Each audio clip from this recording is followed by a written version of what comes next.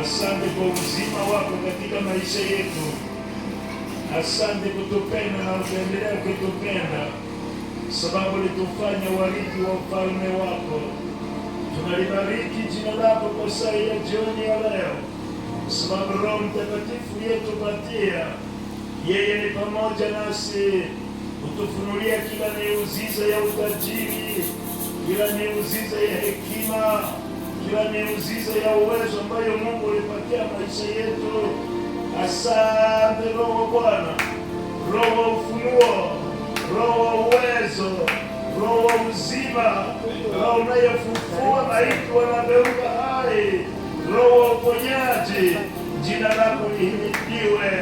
Ni wewe pekee unayetusimamia katika ibada hii. Utukufu na heshima, Mungu turudilie. Ni katika jina la Yesu Kristo Mwokozi tunasema amen. Yesu makofi. Tunabariki jina la Bwana kwa saa ya asubuhi ya jioni ya leo, tukisema jina la Bwana libarikiwe. Tunaendelea Mungu akitulisha chakula cha uzima na kutujenga kirohoni kwa ajili ya utukufu wa jina lake. Tutarudi ndani ya andiko la Petro ya kwanza sura 1 andiko la 18. Tutashuka kidogo, naendelea tukigusia uwezo wa nguvu ya damu ya Yesu ndani ya maisha yetu. Petro ya kwanza sura 1 andiko la 18, na tutashuka kidogo katika maverse yenyewe. Ikiwa tumepata, tutaingia kwa usoni. Petro ya kwanza sura 1 andiko la 18. Mkijua umekombolewa si kwa vitu vinavyoharibika, kwa fedha au dhahabu, mupate kutoka katika mwenendo wenu usiofaa mlioupokea kwa baba zenu, lakini kwa damu ya damani kama ya kondoo asiye na kilema wala alama, damu ya Kristo. Naye amejulikana kweli mbele ya kuwekwa misingi ya dunia, lakini amefunuliwa kwa mwisho wa nyakati kwa ajili yetu. Semeni amen. Amen. Wapendwa, Mungu ni mwema. Ni kweli lazima Kristo aaminiwe na watu wote.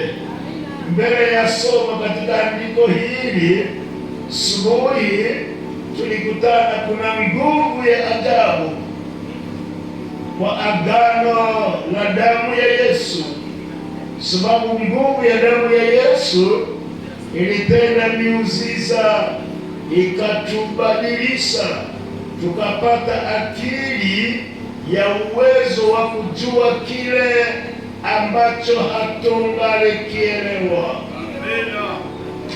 Kwa sababu hatungaliweza kuelewa valere ya maisha yetu, damu ya Yesu singali kuanguka msalabani.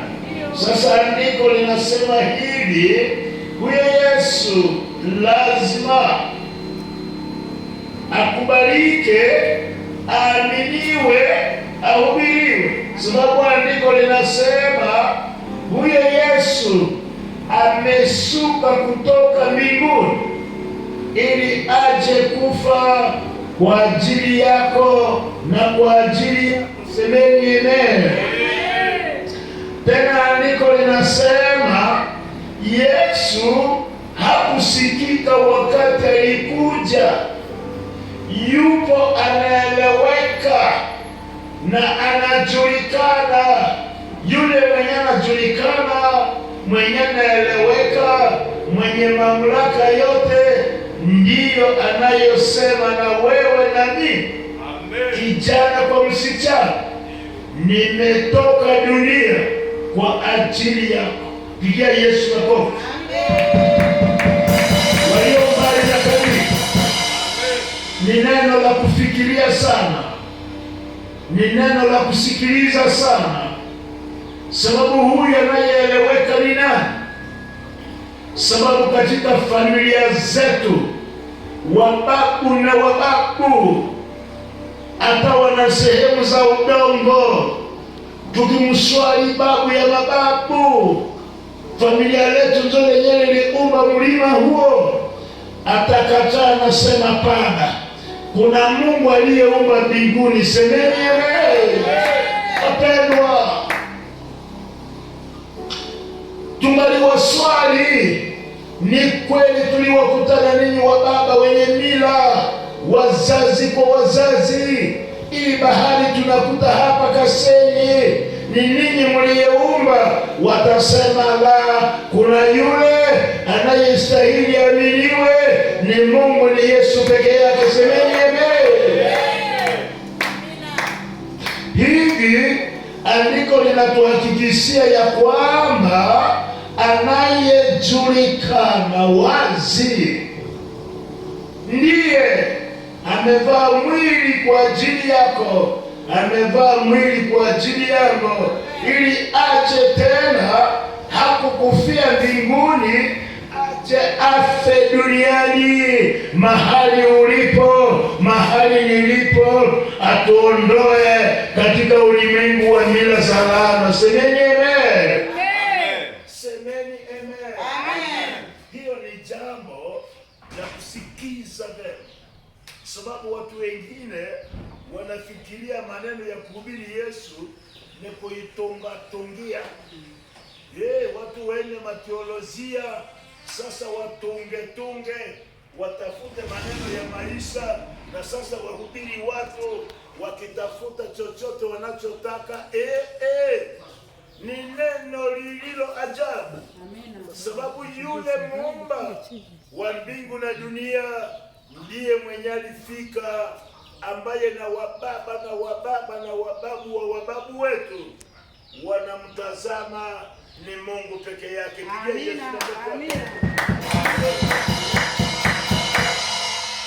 jambo lililo muhimu tunapolifunza. Na kwa nini Mungu anapenda tufunulie siri hii? Sababu andiko linasema kwa damu ya damani iliyomwangika msalabani kwa ajili yetu, tupate akili, ufahamu ulio na uwezo wa kuelewa vitu vingine ambavyo ni weusi kwa wazungu bado hawawezi kufahamu. Ndiye Yesu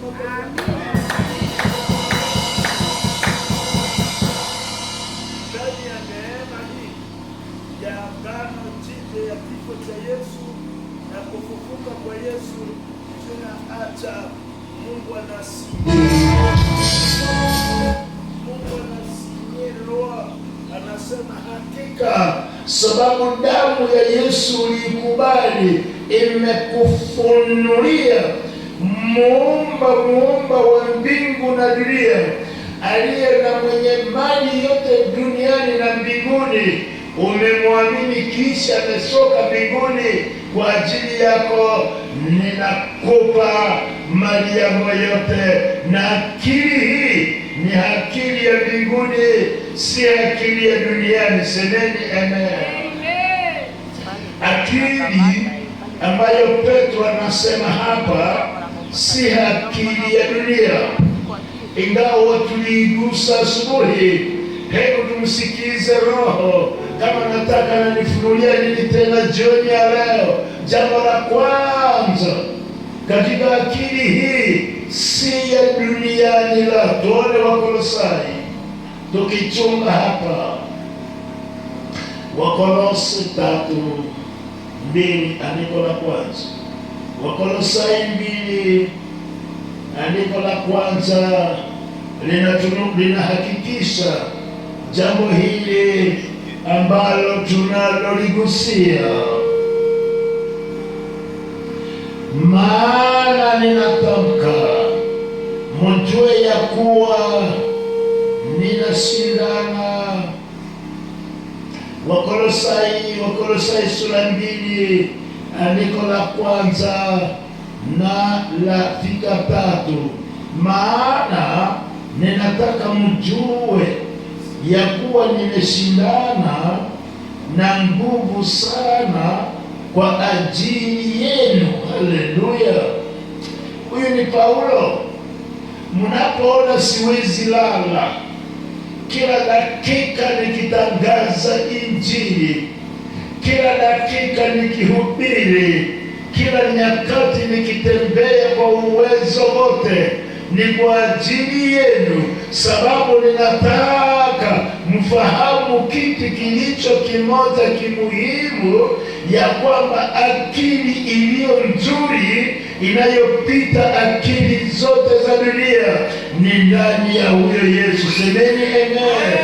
Tunasema hapa akisema, na kwa ajili ya wote waliolaodikia, na kwa ajili ya wote wasioniona uso wangu katika mwili, ili mioyo yao ifarijiwe, wakiunganishwa pamoja katika mapendo, wapate utajiri wote wa kufahamu kwa hakika, wapate kujua siri ya Mungu, ndiye Kristo Yesu. Ndani yake hazina ngapi zote za hekima na kujua zimekaa. Piga Yesu makofi wapendwa. Katika akili zote wapendwa, unayotusikia mbali kwa karibu, ni kwa ajili yako. Roho Mtakatifu anaweka mitambo hii hapa, ni kwa ajili yako. Roho Mtakatifu anaweka kanisa hili hapa, sababu kwa nguvu ya agano ya damu ya Yesu kuna muujiza utapata leo ndani ya maisha yako. Semeni, natangaza ishara hii.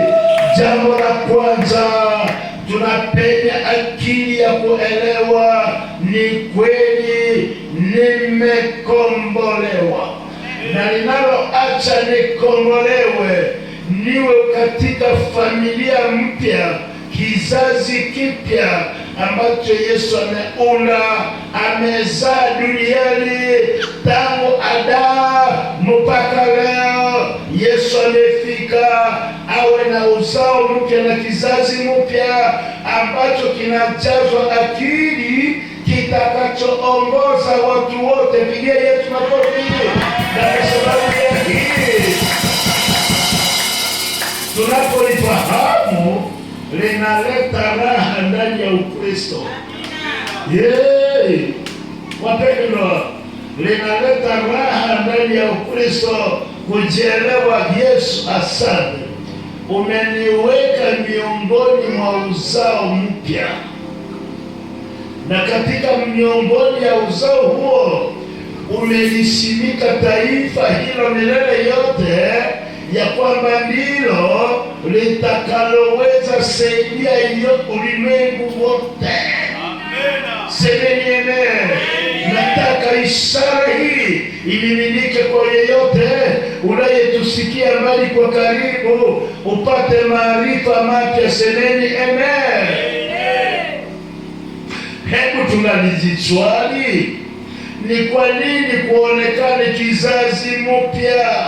Wapendwa, ni kweli lazima kizazi mpya chenye akili mpya kionekane duniani, sababu duniani hakuna yule anayekuwa na akili ya huyo Mungu mbinguni kama Yesu hatawale maisha yake. Hebu niwape example kidogo.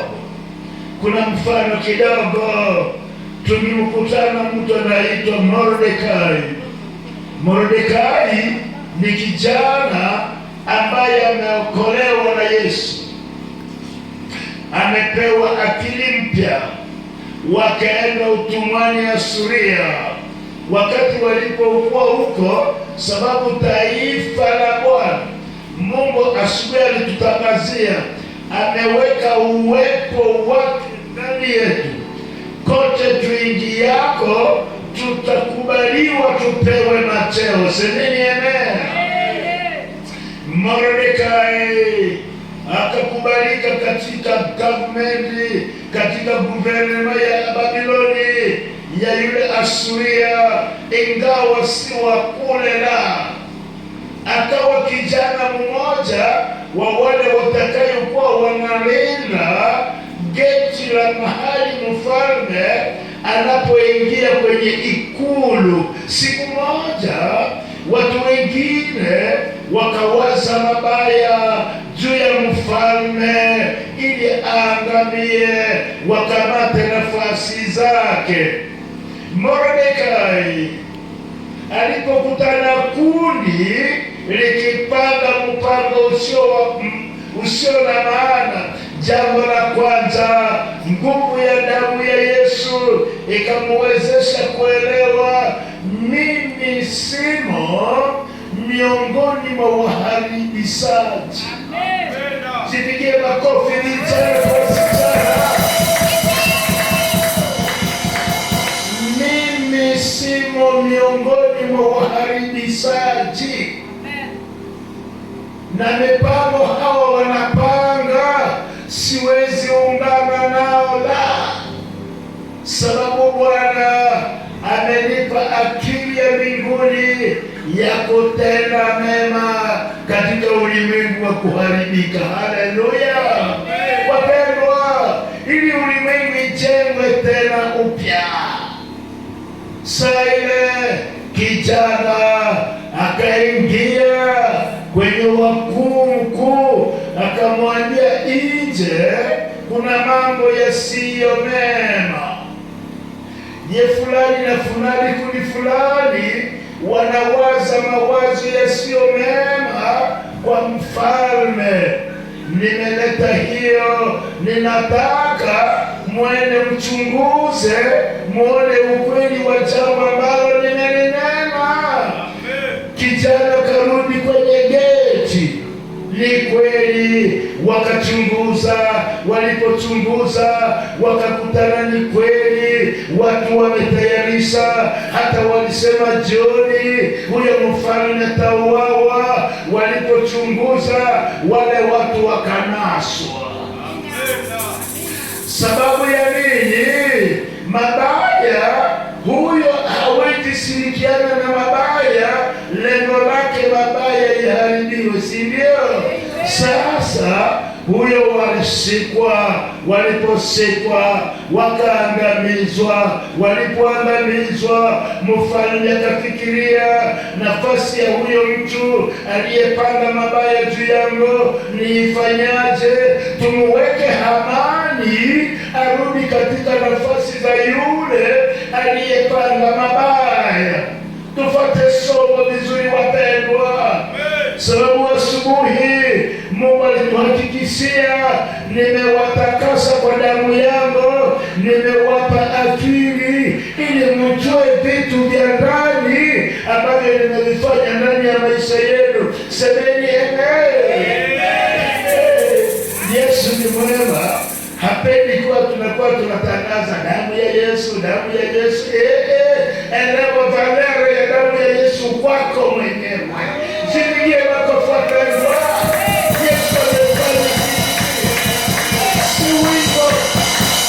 Damu ya Yesu si slogan. Ziliacha nguvu za damu ya Yesu zinanipa akili, zinakupa akili ya kujielewa ni wewe pekee umewekwa ndani ya kizazi mpya cha waliokombolewa wenye kujenga nchi upya. Pigia Yesu makofi wapendwa. Sasa huyo Hamani wakati ameingia kwa nafasi ya mtu mwingine ameangamizwa, jambo la kusangaza, la kutisha, tena la kushukuria Mungu, sisi wenye kukombolewa. Hamani akatoka ndani ya palme ya ofisi aende kwenye geti, watoke nje. Kijana anafungua, anamheshimisha, asante, barikiwe, sababu ni wewe umeinuliwa leo. Kijana anafungua, lakini roho ya huyo mtu ikafikiria mabaya juu ya kijana huyo. Mbona nasimama? Sasa nilisaliwa mpige magoti basi. Kumbe na mkombolewa wa damu ya Yesu haruhusiwe kupiga magoti mbele ya Mungu, mbele ya sanamu. Goti linapigwa mbele ya kila jina lililo juu ya majina yote, naye ni Kristo Yesu. Tushangilie, tunapiga magoti tukimrudisha utukufu wake. Semeni amen. Muumba wa mbingu na dunia, mwenye mamlaka ya kuinua wafalme, mwenye mamlaka ya kususa wenye viburi, huyo peke yake ndiye mwenye jina lililo juu ya majina yote, ni yeye pekee. Tunashangilia tukimwabudu. Pigia Yesu makofi. Sasa huyo Hamani wakati alipofika nyumbani yake mara ya kwanza, mara ya pili, akaja sura imekunjamana, mtu amevimba. Mkewe akamswali, baba, ni nini unatoka kwenye ofisi, kwenye palme tulipata macheo majuzi, mbona roho yako haifurahi? Akasema, ni kweli leo sina raha, ni muda wa wiki 2-3. Kuna kijana mmoja huko kwenye ikulu, anaponifungulia lango tuende nje, hapendi kunipigia magoti, na mimi nilipenda kwa wananipigia magoti. Mkewe mwanamke mjinga, badala ya kumwambia mumewe, baba, Mungu ametunehemesha, tumepanda cheo, ya nini tena natafuta kwa wale vijana? Sababu unaingia ofisini, kazi yao wanabaki kwenye geti wakilinda maadui wasiwafikie ofisini. Tena wahitaji kwa nini? Mwanamke mjinga asiye na akili akasema, baba, Yesu umesema, na walimashauri watu waliomzunguka wanasema, sababu umependwa, ni wiki umeinuliwa, wetengeneza msalaba. Kesho asubuhi utakapofika ofisini, ambia mfalme, kuna mtu ananichukia, inafaa auwe, hakika tauawa. Wapendwa, Mungu akituhakikishia tuokoke ni lazima.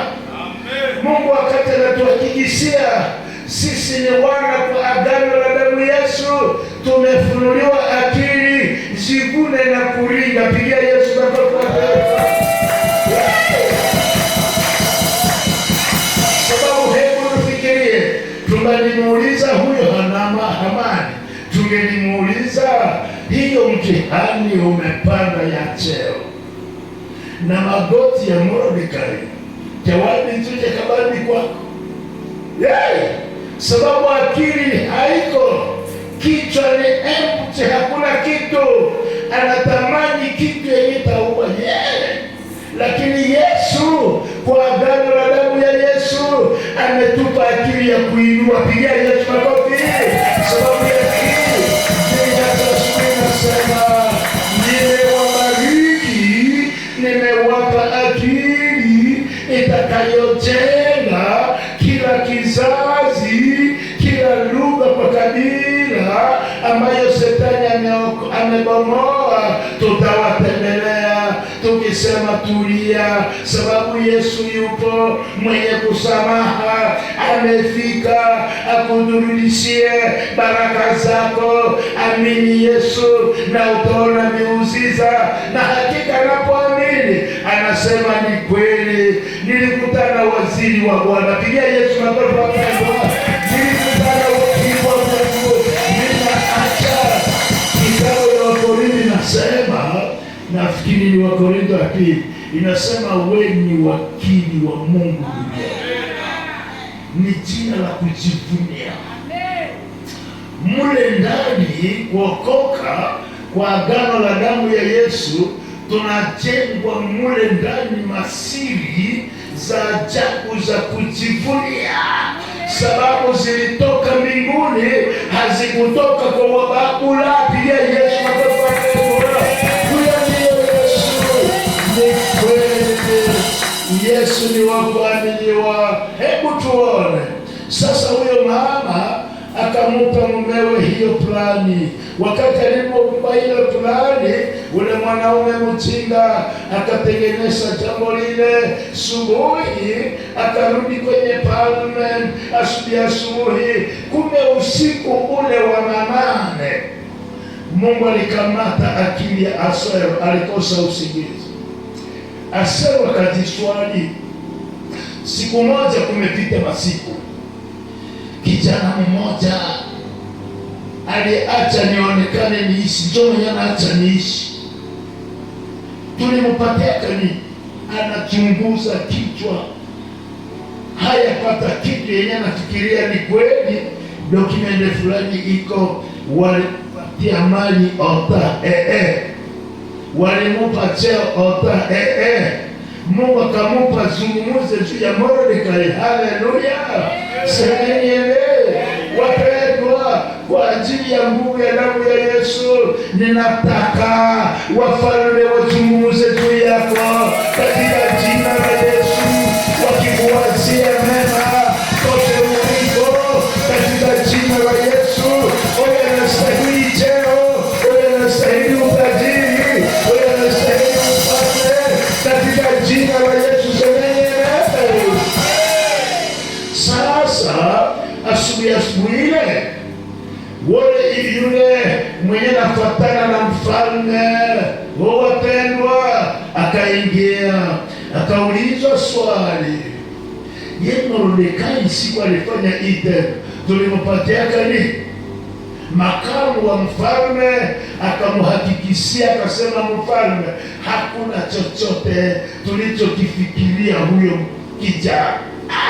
Ni kweli, aseme sasa kuma waziri nani amefika nje, tutayarishe baraka na msaada wa Mordekai. Wakati wakimu alipotazama nje subuhi, akaona Hamani amefika nje, akasema ita yeye. Akaita yeye Hamani. Hamani akaingia. Mfalme akamswali kidogo Hamani. Yule mfalme anayependa angefanyiwa nini? Mfalme amfanye nini? Sasa akili yake mbovu. Si nilipata cheo majuzi, kama ni miezi 6 mwaka, kama ni mwezi 2-3, ni kusema ni mienzo banatai. Mfalme mwenye mfalme anapenda kwanza saa hii apatiwe gari lako. Na saa hii apatiwe kofia yako. Na saa hii kutayarishwe gari litakalomchunguza katika mbuzi, wakisema huyu ndiye mfalme anapenda. Na tena mfalme utatafuta kwa mawaziri wako mheshimiwa mwenye katembeza yeye. Mfalme anasema hilo, nasema iko mzuri, iko haki. Sasa ninakuambia leta Mordekai aingie hapa, tunakupa vyote ambavyo nimesema, sababu tunakubali. Pigia Yesu makofi. Thank you Jesus. Thank you Jesus.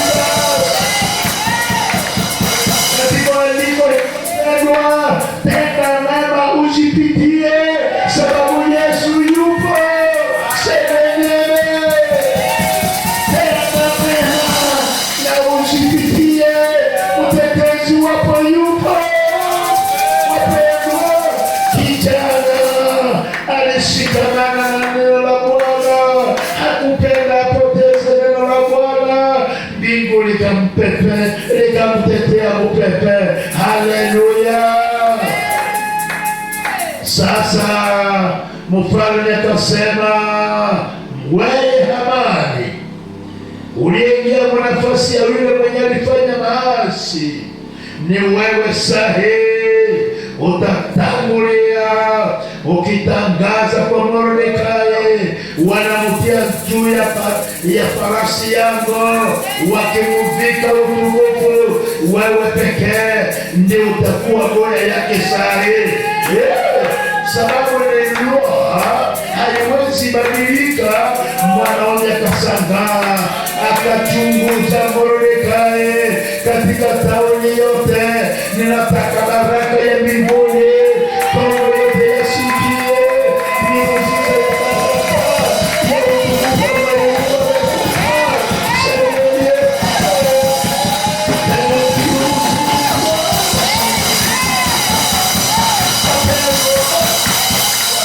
ya neno la damu ya Yesu liko.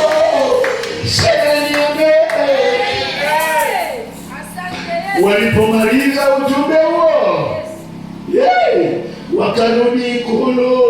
Jioni kafika, yule Hamani akarudi kwake. Mordekai amebaki kwenye ikulu, amepanda cheo. Wamemtafutia na nafasi atakapokaa, ametayarishiwa chochote kinachofaa. Hamani akakwenda akafika nyumbani kwa machozi. Alipoingia nyumbani kwa machozi, mkewe alikuwa anafikiria Hamani atamwambia yule bandia kakijana, nimetoka kamekufa. Sasa wakati aliposikia habari, mwanaume anasema, leo nimeshangaa, yule niliyofitinia leo ni waziri kunisindia. Pigia Yesu makofi. Nani Mungu nilionekana kweli yake nikimtembeza tena mama mjinga. Wapendwa, ni lazima tuamini Yesu, sababu kwa nguvu ya Yesu tumepata akili mpya. Haleluya! Sisi si kama watu wengine. Wewe ni mzao wa agano la damu ya Yesu. Jipigie makofi. Sasa mwanamke wakati walikaa na mashauri na walimashauri wake, mama tena yule akasema, Hamani, yule kijana akiwa ni Myuda ni Mwebrania, hakikutakufa. Vile ni taifa Mungu analitazama kote iliko. Pigia Yesu makofi. Wewe taifa ambalo Mungu analitazama kote uliko uendako. Mkono wa Bwana wa uwezo ni juu yako sehemu. Mpokee uwezo huo.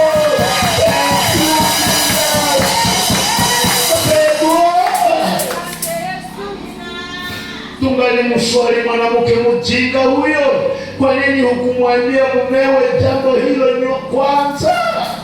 Unalitosha wapi? Na kweli hata yule Hamani subuhi watu wakasema, na huyo alikuwa ametengeneza msalaba ya kusema taua Mordekai. Mfalme anasema ile mti yake ambayo alitengeneza kwa ajili ya Mordekai, sasa mumutundike juu ya mti yake. Ilhali narudi kwa milana. Pigia Yesu makofi. Ni vema kutakaswa na damu ya Yesu. Ni vema kuokolewa. Ni vema kuamini Yesu.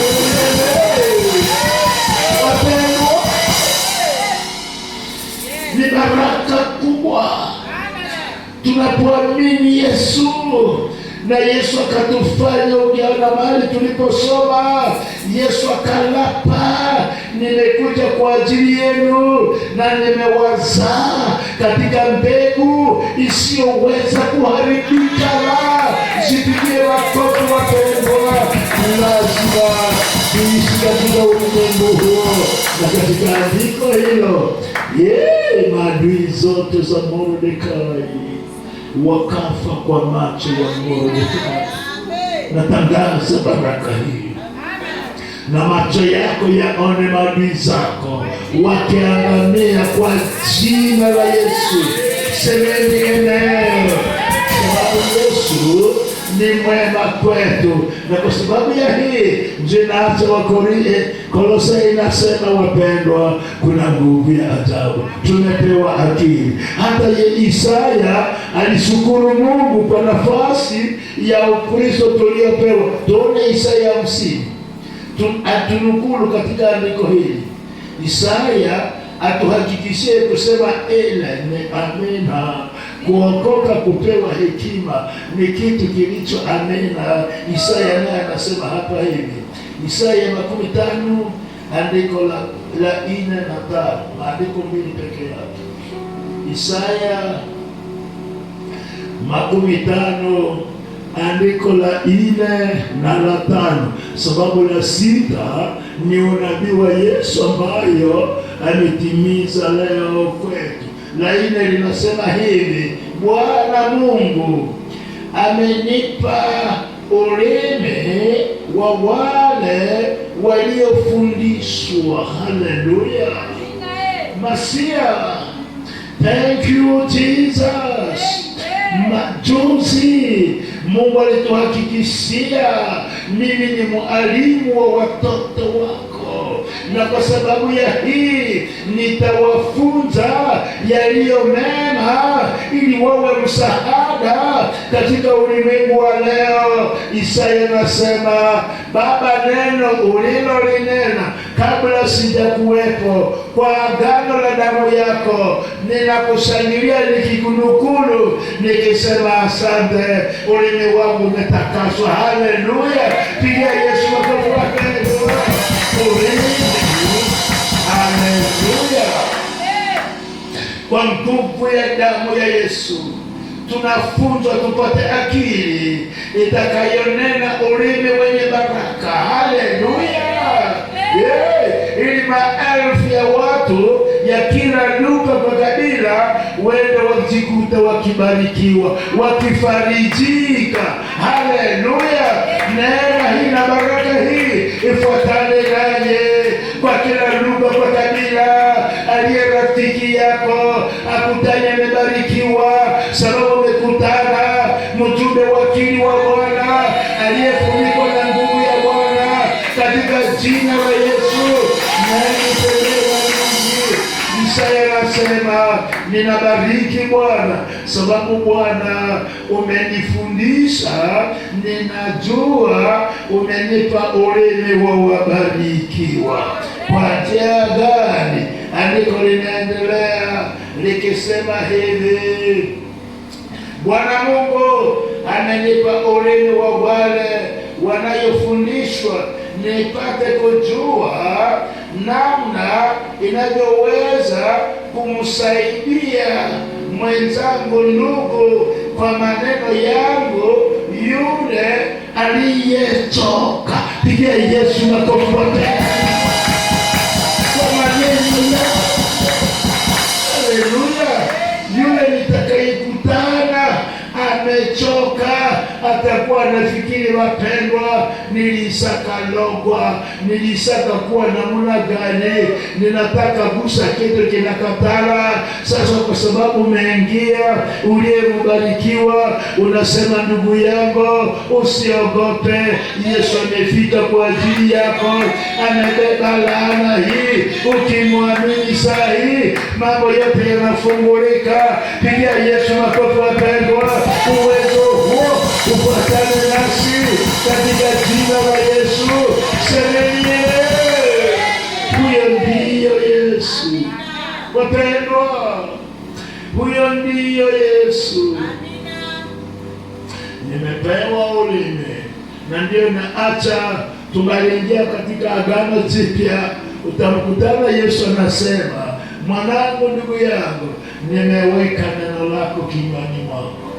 neno nimeliweka ulimini mwako, na lile neno ambalo nimeliweka ulimini mwako, ninakuhakikishia nikufunulie siri nyingine. Lile ni upanga wa Roho, unapolitamuka Roho Mtakatifu analichugua, anakwenda haribu chochote ulipopenda kiharibiwe, anaenda bariki na kuinua chochote ulipopenda kibarikiwe.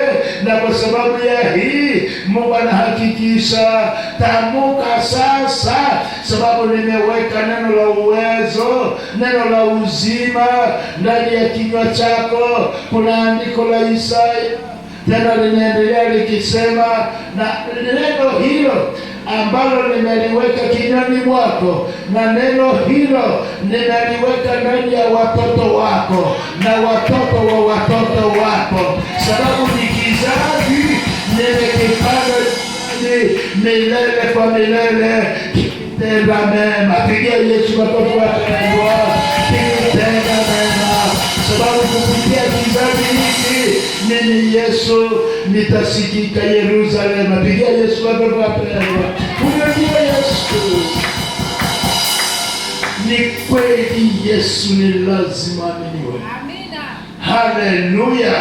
Ni kweli Yesu lazima hubiriwe. Haleluya. Ole kwa wale wenye ubishi wa kutaka kukatala kuamini Yesu. Hukumu ni mbele yako ndugu.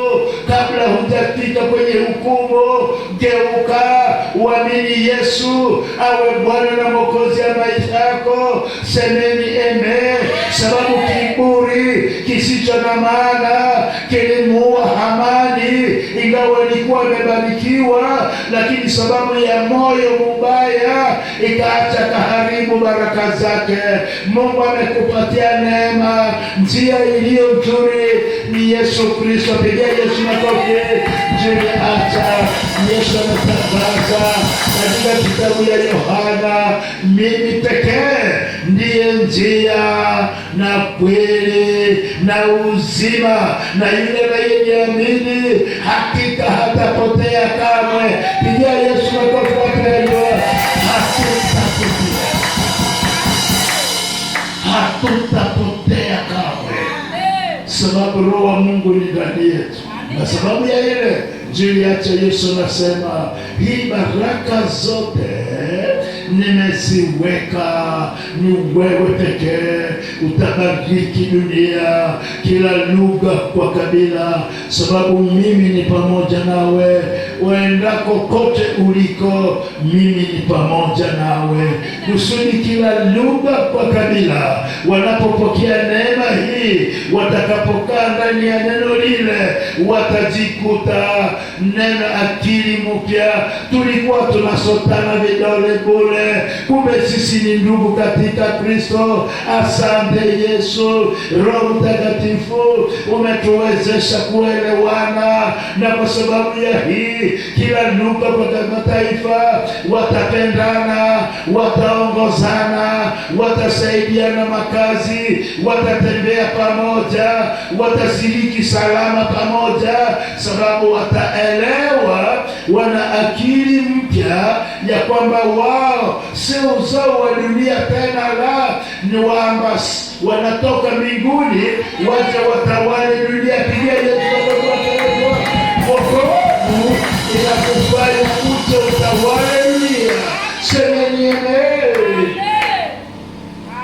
Juu acha Yesu anatuma mfano kama mfupi tu, anasema kama mchezo, msivunie kitu moja, sababu mlipoamini majina yenu kaandikwa ndani ya pesa ya Baba mbinguni. Yes, amen. Na kitu kingine Yesu akasema mjiamini, sababu yule Baba ameandika majina yenu katika kitanga ya mikono yake. Yesu akasema Ni nani anaweza maliza mchana mzima bila kutazama kitanga ya mikono yake? Anatuhakikishia ya kwamba ndani ya akili ya imani tuendelee tukifurahi, tukicheza, sababu kila dakika na kila nyakati na kila majira na kila mwezi na kila siku na kila mwaka jicho la Bwana ni juu yako, kwa kukubariki na kukuinua na kukulinda na kukuponya na kukutetea. Sababu ya hii kuokoka ni kitu kilicho muhimu sana. Semeni amen. Wapendwa mlio katika kartie hii, Yesu anawapenda. Njooni mwende mkiona Yesu ni mwema. Semeni amen. Kote uliko, usipofanye moyo wako kuwa mgumu, unapoteza bure. Lakini saa ya neema ya ufungulivu wako imefika, ili Kristo akupe baraka ya kukuondolea mikosi na balaa. Piga Yesu makofi uliobarikiwa na Mungu. Isipokuweza na hakikisha leo utakutana kimewezekana. Asante, sababu Yesu neno lake ni mbegu iliyo hai. Yesu ni mwema kwetu. Wapendwa, huyo ndiyo Yesu. Andiko la 5 linaenda likisema, Baba ninakubariki. Imewezekanaje? Yesu kwa kila wakati unapozungumza na mimi, mara moja ninasikia na ninaelewa. Sababu ulimwengu kuelewa kilicho chema ni kugumu, lakini kufahamu kilicho kibaya ni haraka. Njini acha asubuhi Roho Mtakatifu akatufunulia siri kwa akili hii ya uwezo wa damu ya Yesu. Ninaenda shine, niende nitafute pesa, nikizungukwa na malaya, ingawa nina pesa, akili ya mbinguni itanihakikishia sikukuja nunua malaya hapa, nilikuja kuyanunua kondena. Pigia Yesu makofi ili nchi ya kwetu ipate maendeleo. Thank you Jesus. Sikukuja nitafute malaya la niende Mombasa, niende Nairobi, niende Amerika. Uwezo wa nguvu ya damu upo wa kuniwezesha kuelewa. Sikukuya bebana na malaya la, nilikuya chukua mali ili nchi yetu barikiwe, sababu nimewekwa mimi ninajenga misingi ya watu wengi wenye akili hii. Mubarikiwe katika jina la Yesu. Sababu bila akili ya Yesu vijana wengi wameshindwa. Vijana wengi wamefariki kabla hawajalifariki. Waume wengi, wasichana wengi wamefariki bila hawajalifariki, sababu ya kukosewa akili ya uwezo wa mbinguni. Anatanga dunia, hawezi elewa nafanya nini, hawezi fahamu kwa nini anapewa neema ya kuishi, na kwa sababu ya ile anatanga, anaona hiki anaingia kwa hiki, hata anaingia kwenye kifo ya mauti yake. Hata wamwambie mwanaume mwingine aliingia hapa, alikutana na Shilimo amekufa, yeye anasema wapi? Anakatala ione yeta moja, lakini mimi na wewe Bwana ametubariki. Piga Yesu makofi. Sibariki wapendwa, sibariki sebele. Na sababu ya siri hizo zote za ufalme wa mbinguni zinaacha tunamtumikia Yesu bila kulazimishwa. Wapendwa, sababu ninajua ninapochukua bahasa hii kwa ajili ya kazi ya Bwana, hakika tarudisha mara 100 yale niliweka. Mungu anazidisha, sababu mbingu linaona nimepata yule jera wa ajabu ambaye atakayekuwa akisapoti mikutano, akisapoti watume, na injili inaendelea. Kabla sijaangamiza dunia, nitakutana maelfu wameokoka. Huyu ni mulinde, huyu ni muinue, huyu ni mtukuze, pamoja na wana wake. Niwepo nisipokuwa, Yesu yupo. Pigia Yesu makofi. Yesu yupo. Haleluya. Wapendwa, niwepo nisipokuwa, Yesu yupo. Hebu niwape andiko lenyewe, Isaya 44. Mungu ananionyesha andiko hilo, Isaya 41 andiko la 8 linasema hapa hivi: lakini wewe Israeli, mtumishi wangu Yakobo, ambaye nilikuchagua, mzao wa Abrahama, rafiki yangu. Haleluya. Wewe Yakobo, mtumishi wangu, nilikuchagua kukuondoa mbali, sababu baba yako Abrahama alikuwa rafiki yangu. Yeye ni rafiki yangu, na nisipokwenda kukuchukua nitakuwa nimefanya uongo, sababu nilimulapia mimi nitakubariki pamoja na uzao wa tumbo langu, kwa sababu mimi Bwana siwezi nena uongo. Yakobo, ninakufungulia siri kwa agano la damu ya Yesu. Upendo huo hautakuacha milele. Ansoma andiko la 9 linasema, wewe ambaye nilikuondosha toka miisho ya dunia na kukuita toka wakubwa wote, nikikwambia wewe ni mtumishi wangu, nimekuchagua wala sitakutupa. Pigia Yesu makofi.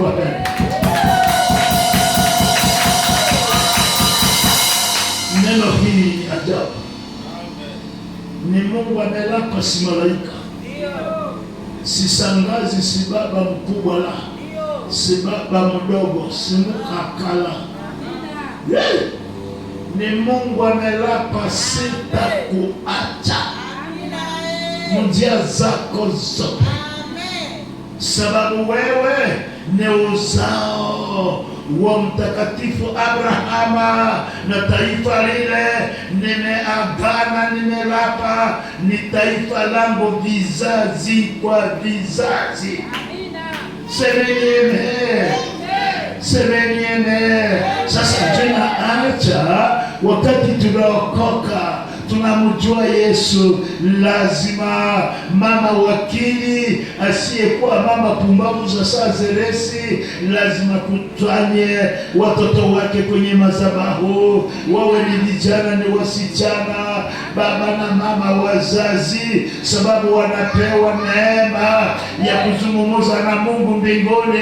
Wanajua siri. Hawa ni watoto wabarikiwa. Tuingie hekaluni, tuingie hekaluni. Hawe sababu Yesu hakika atimiza agano lile. Natangaza baraka hii katika kanisa hili kwa kila mzazi. Akutane Yesu amebariki uzao wa tumbo lake. Semeni amen. Semeni amen. Na katika andiko hili Mungu akasema, hakika sikukutupa, sitakutupa. Usiogope, kwa maana mimi ni pamoja nawe. Usifadhaike, kwa maana mimi ni Mungu wako. Haleluya. Nitakuletea nguvu. Haleluya. Ndiyo, nitakusaidia. Ndiyo, nitakushika kwa mkono wa kuume wa haki yangu. Tazama, wote waliokasirika juu yako watapata haya. Pigia Yesu makofi na kufadhaika. Wao wanaoshindana nawe watakuwa seketo na wataharibika. Pigia Yesu makofi wapendwa, na wataharibika. Andiko lipo wapendwa, andiko lipo. Na sababu ya hii tunabariki nguvu ya damu ya Yesu, tukisema asante. Kwa damu ya Yesu haibakilie kusema nisamehe dhambi yangu peke yake. Kumbe nimegundua sasa miujiza ndani ya agano la damu ya Yesu zilizotoka na ulimwengu wote unakutazama na sema huyu peke yake tutaandamana na yeye, tutafanya naye makazi, tutaishi pamoja na yeye. Wapendwa, Mordekai akaingia ikulu sababu alikaa kwenye neno la Bwana lililompa akili ya kujitenga na ulimwengu wa giza, sababu alijielewa yeye ni murithi wa wale wamezaliwa mara ya pili. Ya kale yamepita, yote ni mapya ambayo Bwana ameweka ili wachenge kizazi mpya. Pigia Yesu makofi wapendwa. Nabariki vijana wa mji huo, nabariki wasichana wa mji huo, waume kwa kila mama, mpokee akili hii sababu Bwana amewalinda ili mujenge nchi, mubariki nchi, muwezeshe nchi katika jina la Yesu. Muwe baraka kwa wazazi wenu, muwe baraka kwa makanisa zenu. Pigia Yesu makofi, semeni amen, semeni amen. Huyo ndiyo Yesu wapendwa, huyo ndiyo Yesu. Ninajua mumefahamu kwa agano la damu ya Yesu na miujiza hii. Andiko linasema hakika nimeacha kwenu milele kwa milele, sababu mimi Mungu sibadiliki kamwe. Andiko la mwisho tukienda ukingoni, tuone kuhani mmoja ambaye waliambia habari ya wokovu ya familia. Tuone Luka. Haleluya. Luka 1 andiko la 11. Hapo kuna andiko lililo nzuri pia ambalo linanukulu andiko hii Mungu analolipenda tuzungumze juu yake. Luka sura 1 andiko la 11, tutashuka kidogo mpaka 17. Na malaika ya Bwana akaonekana kwake akisimama upande wa kuume wa madhabahu ya kuchoma uvumba. Malaika akamwambia, usiogope Zakaria, kwa sababu maombi yako yamesikiwa, na mke wako Elizabeti atakuzalia mwanamume, na utaita jina lake Yohana. Sasa muone yule Yohana, nawe utakuwa na furaha na shangwe, tena wengi watafurahi kwa kuzaliwa kwake, maana atakuwa mkubwa mbele ya Bwana, na hata kunywa mvinyo wala malofu, naye atajazwa Roho Mtakatifu hata toka tumboni la mama yake, na wingi wa wana wa Israeli atawageuza kwa Bwana Mungu wao, naye atatangulia mbele yake mwenyewe Roho na nguvu za Eliya, kugeuza mioyo ya wababa kwa watoto wao na kugeuza waasi kwa akili za wenye hekima, kufanya tayari watu waliotengenezwa na nani? Na Bwana. Tupigie Yesu makofi. Haleluya! Hapa ni habari ya kuhani anaitwa Zakaria, mkewe ni Elizabeti. Ni makuhani lakini wana tatizo nyumbani. Mke ni tasa.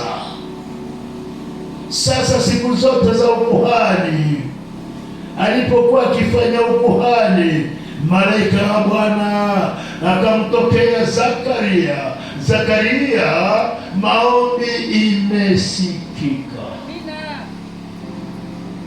Zakaria alipopata habari hii ya kwamba maombi ya kuzaa imesikika, mzee akashindwa kuelewa, itawezekanaje? Mimi ni mzee wa masiku na Elizabeth nyumbani nimemwacha, naye ni mzee mkongwe, itawezekanaje? Kumbe baba huyu hawezi kujua mama ni mama mmoja ya mawakili wa Bwana. Pigia Yesu makofi wapendwa. Wakati mwanaume kuhani alipokuwa anakwenda nyumbani hekaluni, mama anabaki nyumbani, anakumbuka mume wako anakwenda hekaluni. Sasa kwenda tawanya baraka kwa watu, ni baraka za Mungu na hakika watabarikiwa. Baba, wakati atakaposimama madhabahuni, ninataka na mimi nibariki, usinipitie. Nina haja ya kupata mtoto. Mama alikuwa anazungumza na mbingu, baba hayui vya wapi. Yeye ni Sambela, sababu iko na jina la upasteri ndani ya singo yake. Yeye ni Sambela. Malaika kaja akamwambia, maombi yako yamesikika. Baba akakosa ni lini alipoomba. Aliomba nini? Kumbe mama nyumbani, Mungu amejibu maombi yake. Pigie makofi wapendwa. Mama nyumbani, mawakili wa Bwana, mama nyumbani, mubarikiwe, munahitajiwa. Bwana akiondoka ile kasi, pata dakika moja ya kubariki baba yako kwenye anaenda shule, akienda ofisini, akienda shamba, akienda dukani. Mama mwakili habaki nyumbani kwa kupika chakula peke yake, atapata dakika. Nasema Mungu bariki mume wangu. Ninajua kule ofisini watu wasimsumbue. Ninajua kule dukani nataka wateja waingie. Ninataka wale watoto wanaenda shule, akili ya Israeli iende ingie ndani ya watoto wangu. Ninawafunika damu ya Yesu. Mama anakuwa anapika chakula na yuko nazungumza na mbinguni. Zipigie makofi wapendwa. Mimi si kama wamama wote kwa agano la damu ya Yesu. Wewe si kama mama wa Jindala wa Kinazareti aliyeongoza mumewe mabaya, akamfundisha waue mtu, kumbe mbingu na litamtetea. Wewe umewekwa ni Elizabeth. Pigia Yesu makofi wapendwa. Na Mungu akasema hii baraka ambayo nimetoa si ya huyu, baraka hii ni ya yule nyumbani. Nifunge kinywa cha huyu kusudi asije karibu baraka isionekane. Jipigie makofi wapendwa.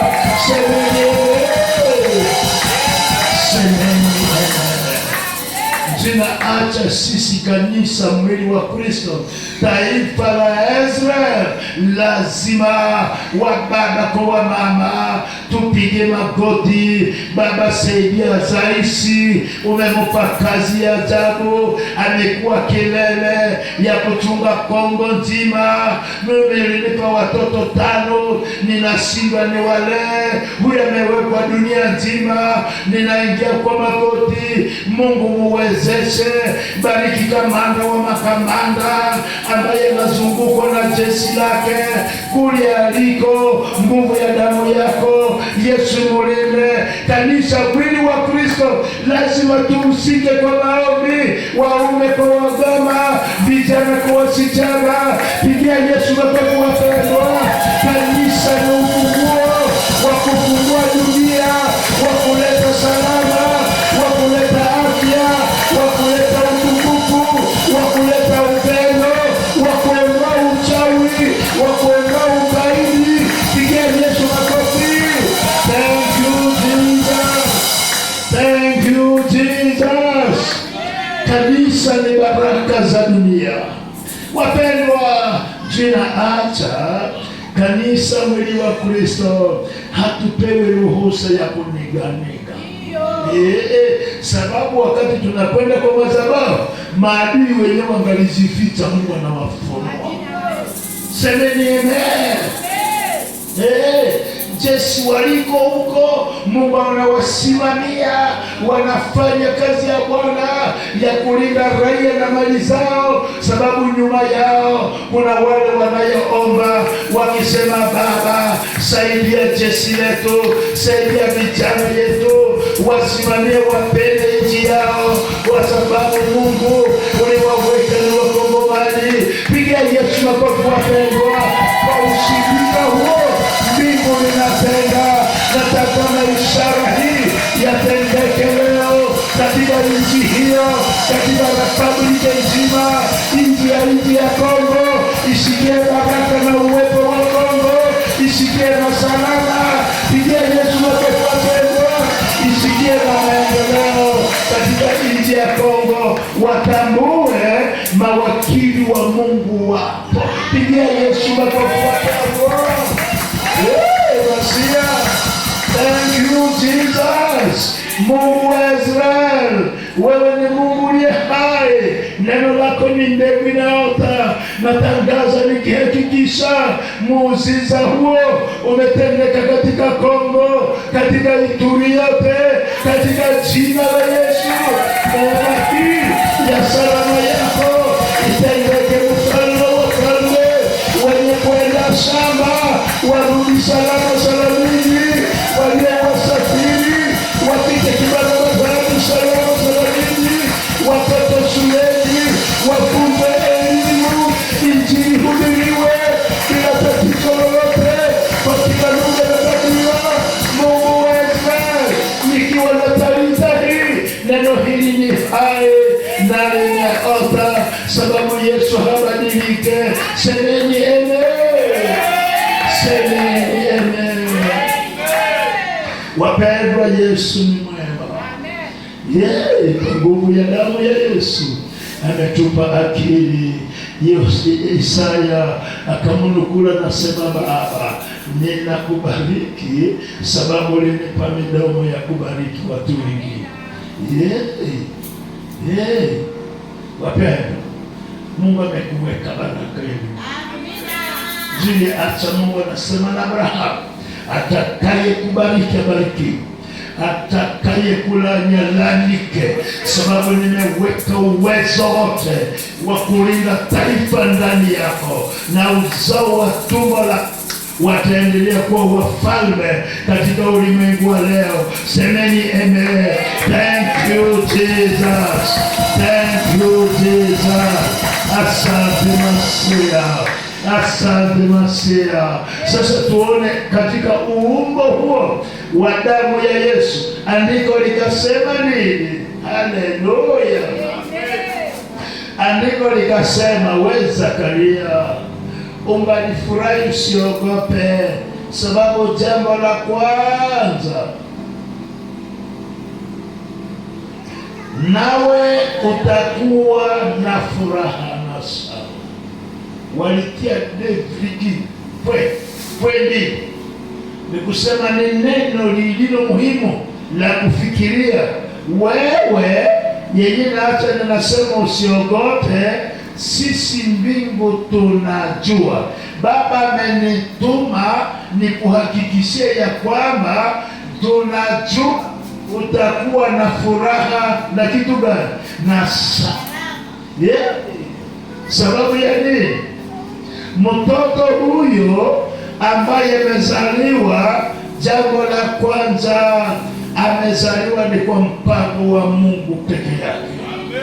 Jambo la pili, ametayarishwa nguvu ya Roho Mtakatifu juu yake, na kwa sababu ya hii, wewe mtoto huyo atakuondolea aibu maisha yako yote. Semeni amen.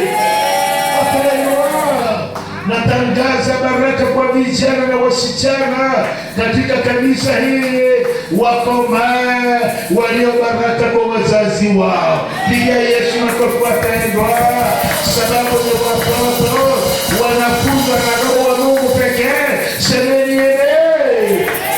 Semeni amen. Sababu Yesu akasema, nimelipa gharama ya salama yako. Thank you Jesus. Nimelipa salama. Kwenye watoto mama angalikuwa anazaa, anasikia mbwa ile mtoto mwingine ndio balisa mpeleka jela, ambaliba. Ambaliwa watu. Watoto bazazi mengine batakuwa banaona ile kwako ni hadisi. Amen. Yesu makofi. Yesu makofi. Sababu vijana na wasichana wanakomaa, Roho ya Mungu akimhakikishia wewe ni mbarikiwa wa mbinguni, na iliyoacha ninakupa Roho Mtakatifu uende shule. Mtoto anaenda shule akielewa ni siku nitamaliza, maviji naanza tokea. Haiko watoto wenyewe watakomala nguru, no, yuko ndani ya university, anajua hapa ninataka niwe mwanasiasa, anataka nitafanya hiki na kile,